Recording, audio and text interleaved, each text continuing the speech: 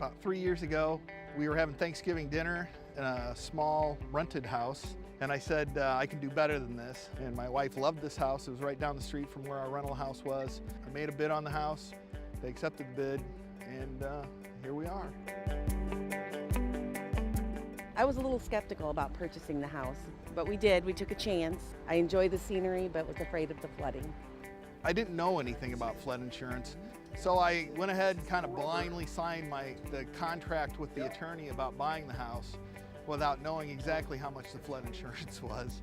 I think they quoted me $3,200 a year.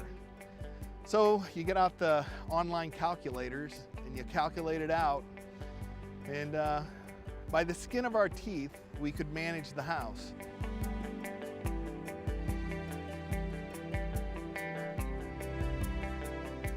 The best way to describe what the Wagners had to go through to lower their flood insurance is a fight.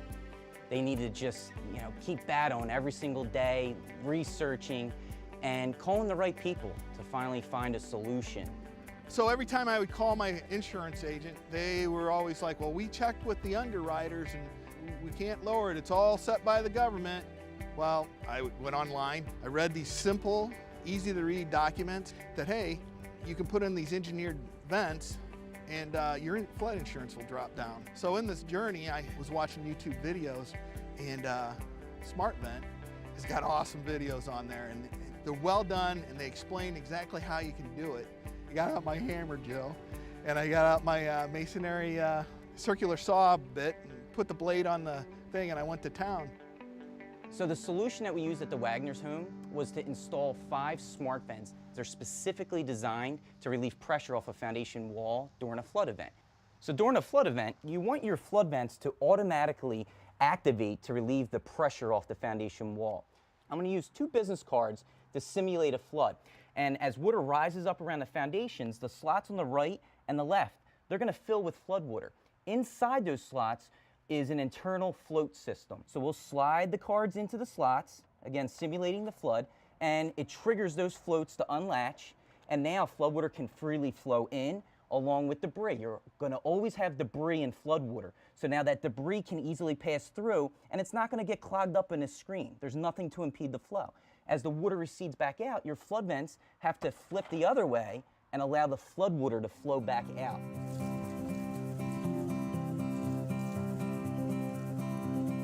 7 months later, we received another flood. As the water was rising, the smart vents opened and they were working.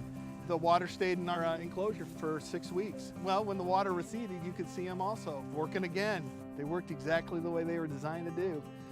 There was just mud inside the enclosure. There was nothing else really. It worked out good.